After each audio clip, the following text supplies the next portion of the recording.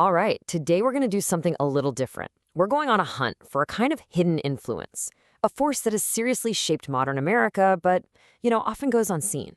We're searching for what you might call the lost treasure of Black nationalism. But, this isn't about buried chests of gold or anything like that. It's about an idea. So, what if the greatest legacy of a really powerful movement wasn't actually lost at all, but was literally all around us? I mean, in the music you listen to, the phrases you hear every single day, and even in the way we think about identity itself. Okay, so let's really get into it. The treasure we're actually looking for is nothing less than the cultural infrastructure of modern American identity. It's the blueprint, really, that has influenced everything from universities to art. So let's start at the very beginning. So our journey kicks off not with some big organization, but with a concept, a really powerful, world-changing concept, the blueprint for an entire movement. Okay, so picture this. It's the mid-1800s, and the abolitionist Martin Delany comes out with this vision that would just echo for generations. He called African Americans a nation within a nation. And look, this wasn't just a description. It was a call to consciousness. It was an insistence that they were a distinct people with their own shared history and their own destiny. And right there, that's our first piece of the treasure, the idea itself.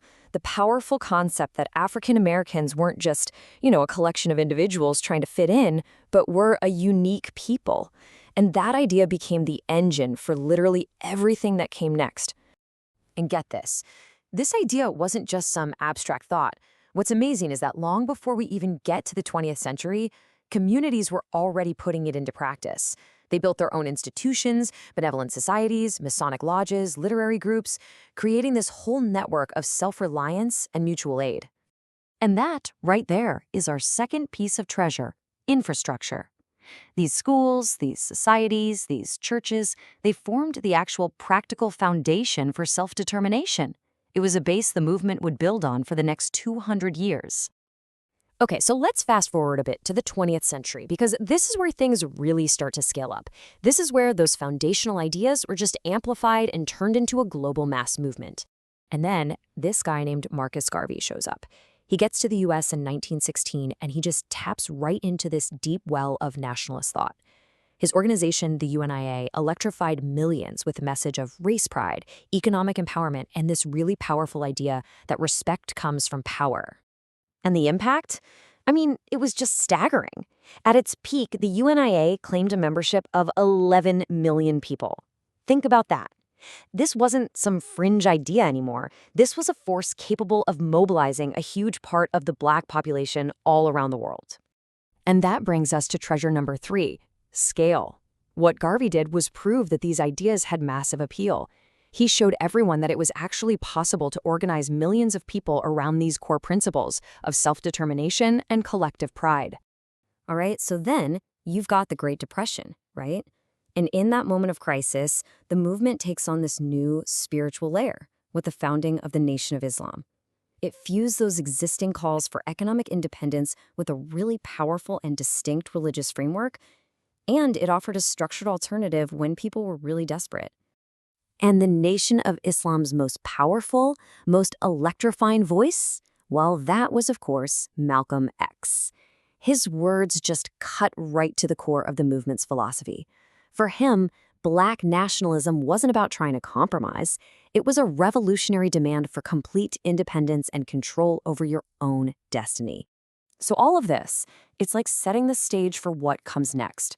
We're talking about the 1960s, an era when these ideas didn't just bubble under the surface. No, they erupted into the mainstream with a cultural and political explosion that we now know as the Black Power movement. And really, to get a handle on this era, you gotta understand that there were these two massive currents flowing at the same time. On one side, you have Dr. King and the mainstream civil rights movement, laser-focused on integration through nonviolence. But on the other side, you have Malcolm X and the Black nationalists, and they're arguing for independence by any means necessary. This fundamental debate really defined the entire decade. And right out of all that energy, you get the Black Panther Party. And what they did was create this new synthesis. They combined revolutionary theory and armed self-defense with these incredibly practical community programs. I mean, like free breakfast for kids and health clinics, embodying self-determination right there at the neighborhood level. Now, what's so cool is that this political revolution had a cultural twin, and that is our fourth treasure, cultural transformation. The Black arts movement, led by absolute giants like Amiri Baraka and Sonia Sanchez, they championed a totally new Black aesthetic. They insisted that the Black experience wasn't some niche topic, but that it was a subject worthy of the highest art. And in doing so, they fundamentally changed American culture forever. So let's take a quick step back. We've found the ideas, the infrastructure, the scale, and that massive cultural shift.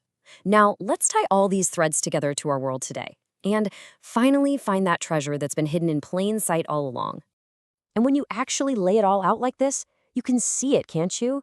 It's like an unbroken chain stretching across more than 200 years, from those very first mutual aid societies, through Garvey's massive movement, all the way to the explosion of Black power and its continuation in music and modern social movements.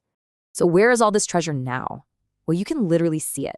It's institutionalized in African American studies departments at universities. It lives in the simple but totally revolutionary phrase, Black is beautiful. It is the lyrical DNA of hip-hop, with all its themes of pride and resistance. And it's right there in the calls for collective action from movements like Black Lives Matter. So, you see, in the end, the treasure was never really lost at all. It was transformed, it was adapted, and it was woven into the very fabric of American life. It is everywhere. We've traced how this call for a nation within a nation evolved into a cultural force that just completely reshaped the country. I guess the only question left is for you. Now that you can see it, how do you recognize its shape in the world all around you?